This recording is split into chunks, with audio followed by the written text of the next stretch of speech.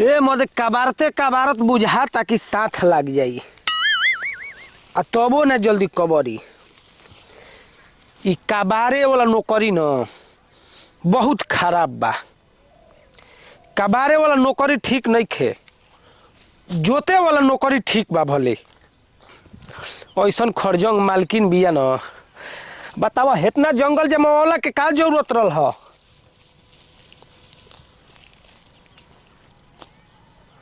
तनी मनी जंगल लागल बा।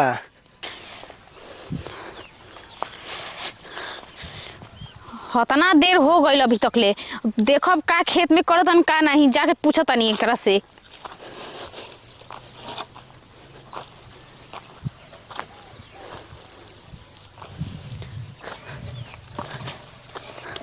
ए तो ऐसे बात करत हई। हाँ का मलकाई ना गोनी। हाँ तो हम तो ये गई हो गई। और खेत में इतना बड़ियार जंगल लागल बा न कि हम का कहीं। कबारत कबारत बुझाता ना कि हम ही कबर जाई। हाथ ना देरी से सुबेरे ही से आल हुआ, अभी तक ले कुछ भइल ना। अब पूरा घासिए तो लौका तो कुल होदी का सोले बड़ा तू। माने सुबह ही लग कबारत नहीं, कुछ कोई ही नहीं खी के कहला इतना बड़े बड़े जंगल जमावे के। ओकरा के हम देले हई, खाद वाद छिटले हई कि तू बढ़ जो हमारे काम के हुआ ही। अच्छा मालकिन एक बात बताई, देखी कबारत कबारत 2 महीना बीत गई और अभी तक ले एको बेर दहनी ना। कर नतिया मोरा आय का मांगा तू रे, तो के लास्ट शर्म नहीं खेलगत आ जौने तू मांगे तौने हम दे देब। ए मामा के समझे तेरे का मालकिन नौकर बड़े नौकर ले खड़ा हो, ठीक बा ना। ढेर ऊंचे ऊंचे मत उड़। ए मालकिन देखी ना देव ना तरा और मोय सोर संख्या हम कबार देब। हां सोर संख्या कबर मत दो गलो का खबर में रे, का खबर नतिया कब से देखा तनी, कब से सुना तनी के बकर बकर बकर बकर कइले जात हुआ एकदम से। का कबारब मोय गांव में जाके ढिढोरा पीट देब कि मलकनिया कबारवा ले बिया या देबे के बेरी देत हइए नहीं खे। कर हाला ठीक ना, बहुत आदमी से तो हम जनइबे कर। ओहो तो पूछिया आदमिया ना कि का खबर ए ले दिया। भैया गुलेटर में आव है जाएगो काम बा का। अरे भाई ऑर्डिनरी हमरा के नौकर बड़ा तू हतना बड़ बड़ ना बोलल जाला। ए मेरा तहरा से लेब तब जाइब। ले बात हम देवे के तैयार बनी, देवे चप्पल चप्पल कोई का हम जात नहीं अपना खेत पर। ए भैया सुना एगो काम बा है ना, आई है ना नौकर जा कर का तू आ ना तू आ। अच्छा हम ही आवत तनी। ए गुलेटर भैया देखो ई मालकिन न 2 महीना से हमरा से कबरवा बतारी जल लो आ कहली कि देखा उल्टा सीधा कोई सामान बेचती मत करो, ठीक बा ना। दूसरा से कहत हो जाए, दूसरे के मुंह पे का कहियन बेइज्जती नहीं कि कबर ले बानी तो हम कहबे करब। ई कहली कि देखो तू कबार दो आ कबार देबो तो हम तारा के देब।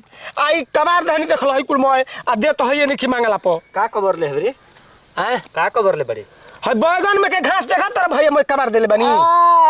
ससुरा बैगन में के घास रे। हां 2 महीना लाग गइल बा कंटिन्यू। जब तो ड्यूटी यही में लगल बा तो दिन रात तू घासे कबाना, खाए के नहीं खिमिलत के सूते के नहीं खिमिलत, का नहीं खिमिलत। अच्छा खाली है भोजन पेट के चलावला से काम चल जाई हैं। और का चाहिए, और का चाहिए। तू ही ना आके शुरू जब कले मालकिन हमारा के रख ली, हमरा के 2 कोर रोटियो देम तो हम घरे में पड़ल हम कहीं कोने में। अच्छा है भैया। अच्छा ठीक बा तो डिप्टी बा कबारल कोड़ल। हां वही कति ना लागल बरो। हां तो और बीचवा में तो के चाही का भाई।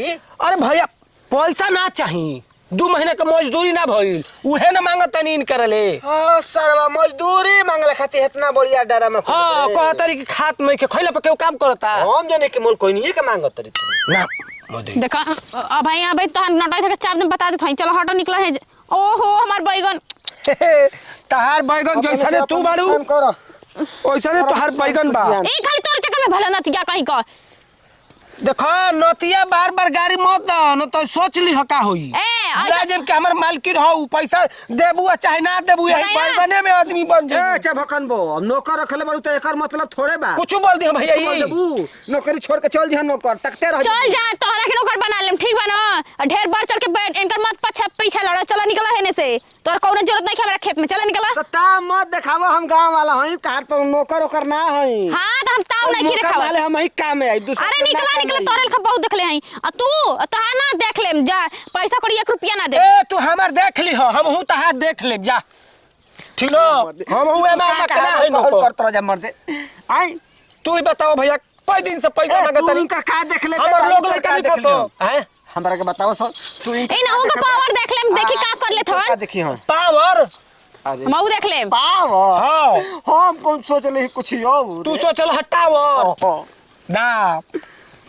टावर ना पावर के बात होता पागल लेखा काम ना कल शिकायत तोहरे होई अगर इतना दिन से खबर बोले बड़ू ना तो एकरो लोग लइका बाल बच्चा बीबी होई सन घर के काम कैसे चली नमक तेल सब्जी के तू ही बताओ भैया हमर लइका हवा पी के जियो सा ना हमर लोग लइका नहीं के मेहर कौनो चीज घटे तो नहीं खी देत आ देखा अब हम का नहीं खे रख तोरे नौकरी कर चला निकला हम तोहर पेमेंट ना करम हमरा पास पैसा ऐसा नहीं खे ऐसा जैसे नौकर के ना रखम जो ना हमारे पे चढ़ के हुकूमत चलावे पागल बड़ो बेइज्जती हो जाई गांव में पूरा ढिंढोरा पे ए बेरा होए तो ले बेइज्जती, के होए तो जाई बेइज्जती। के ए एजा कैसे दिहन रे ए बेरा ले तब जाई अब काम ना करब हम ना एकदम अब दिमाग हमर खराब हो गइल तो हम उठानी ले मैंने हम तो देब त ना देब ठीक बा तो ना हम जातनी को है ना देबू तो बरियारी ले को है हम जातनी ए कैसे बरियारी ले लेबो केहू के ताला तोड़ के लेबो हां ई तो बात सही चोर कहत साबित हो जीबो ससुर पिटा जीबो कैसे कि नौकर में घुसा। डाका डाल देलो मालकिन हां घुसा घर में कहीं का- देखा कैसे फसावतन तोरा के जेबो तेलो निकली बदनामिया होई सोच लो